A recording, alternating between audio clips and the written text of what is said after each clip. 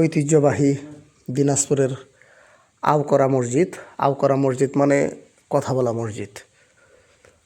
প্রচলিত আছে এই মসজিদটা কথা বলতে পারে।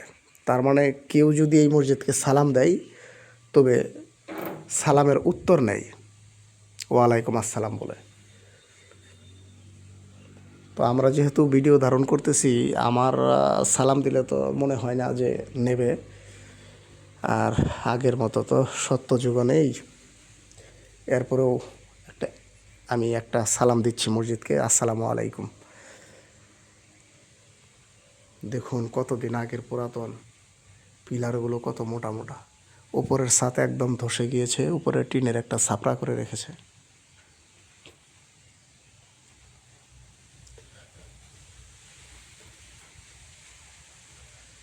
এটা প্রত্নতন্ত্রের আন্ডারে রাখছে, কিন্তু প্রত্নতন্ত্র কোনো আর সংস্কার বা রক্ষণাবেক্ষণ কিচ্ছু না। ওই যে ওইখানে একটা নোটিশ দেওয়া রাখছে, এটা ভাঙ্গা বা কোনো ক্ষতি করা যাবে না। তাছাড়া এটার কোনো যত্ন নাই।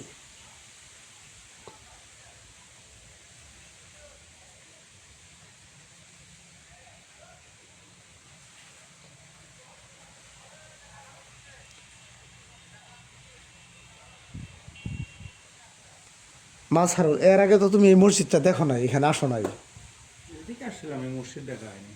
এদিকে আসছো কিন্তু এই মসজিদটা দেখো নাই, তাই না?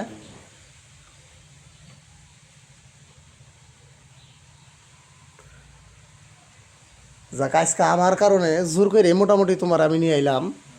দেখলা কেমন লাগতেছে এখন? এটা আগামী 10 বছর পরে আইসা পাবা কি না এর ঠিক নাই, বুঝছো?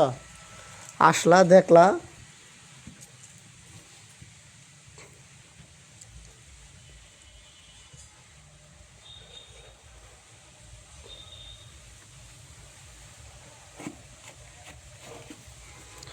ঐতিহ্যবাহী আওকরা মসজিদ।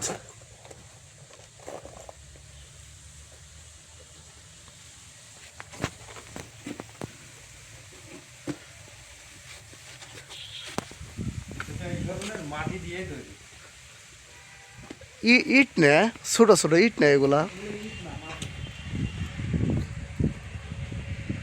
এই যে ছোট ইটের মতো যে লাগে।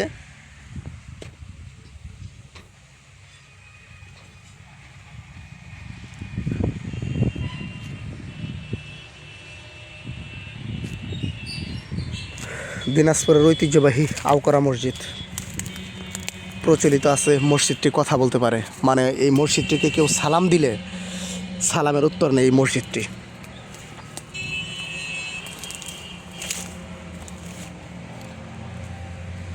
এটা মুঘল আমলের মসজিদ, নবাব সিরাজদৌল্লার আমলে প্রতিষ্ঠা করা হয়েছিল।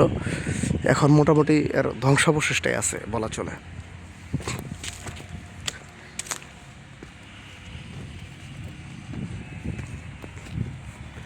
উপরে ঘাস হয়ে গেছে গা, ঘাসগুলো আবার কাইটে দিছে।